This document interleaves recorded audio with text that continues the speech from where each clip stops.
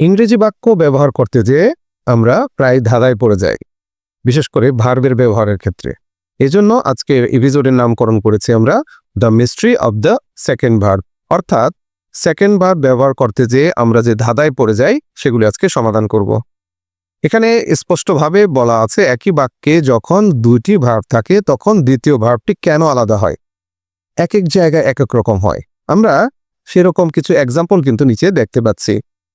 এখানে প্রথম বাক্যে দেখতে পাচ্ছি স একটা ভার্ব আছে, আবার দ্বিতীয় ভার্ব সেটি ডান্সিং হয়েছে, অর্থাৎ আইএনজি যুক্ত হয়েছে। কিন্তু পরবর্তীতে দ্বিতীয় যে বাক্য আছে সেখানে কেইম একটা ভার্ব আছে এবং দ্বিতীয় ভার্বটির সাথে টু প্লাস ভার্ব অন হয়েছে, অর্থাৎ টু যুক্ত হয়েছে। প্রথমটি থেকে দ্বিতীয়টি কিন্তু আলাদা। এরপর মেঘ একটা ভার্ব আছে, এরপর দ্বিতীয় যে ভার্বটি আছে সেটি কিন্তু ভার্ব ওয়ান হয়ে গেছে, এটি আরো আলাদা। আবার গট বা গেট যেই ভার্বই থাকো, যে ফর্মেই থাকো, এর পরের ভার্বটি আবার হয়ে যাচ্ছে পাস্ট পার্টিসিপল, অর্থাৎ ভার্ব থ্রি, এটিও আলাদা। আবার একই ভার্ব গট, এই পরের বাক্যটিতেও গট আছে, পরে আবার টু প্লাস ভার্ব ওয়ান হলো। এই যে রহস্যগুলি কেন এমন হয়, সেই রহস্যগুলি আজকে ইনশাল্লাহ আমরা সমাধান করব। তো আসা যাক প্রথম বাক্যে। আমরা কি দেখেছিলাম?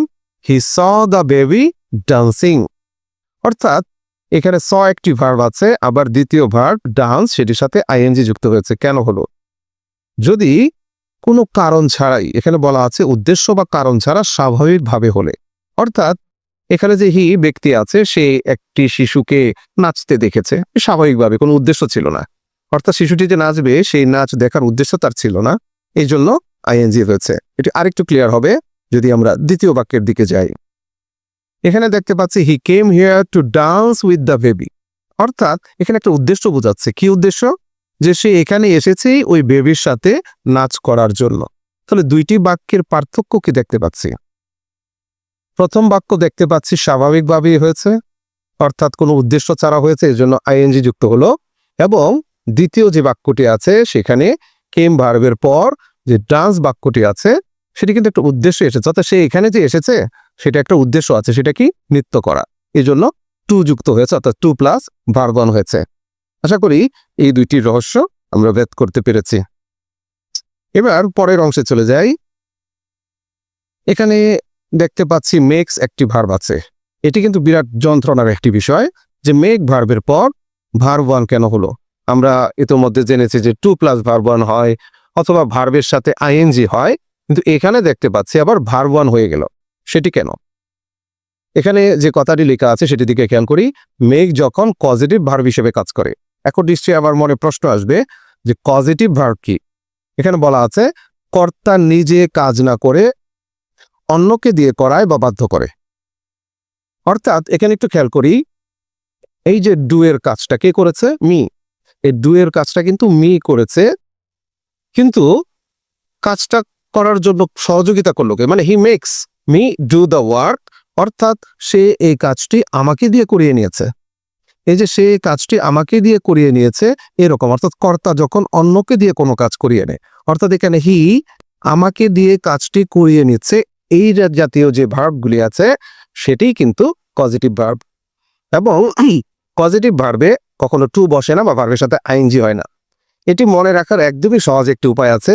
যখনই আমরা মেক ভার্বের পর আরেকটি ভার্ব পেয়ে যাব তখন অবশ্যই সেটি ভার্বের মূল রূপ বা ভার্ব ওয়ান করতে হবে। আবারও বলে দিচ্ছি, মেক ভার্বের পর যখন দ্বিতীয় আরেকটি ভার্ব পাওয়া যাবে সেটিকে ভার্ব ওয়ান করতে হবে।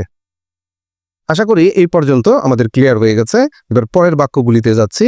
গট, এটা আরো বড় যন্ত্রণার বিষয় যে একই জাতীয় শব্দ গেট বা গট একবার হচ্ছে ভার্ব থ্রি, একবার হচ্ছে টু প্লাস ভার্ব ওয়ান। কেন হচ্ছে?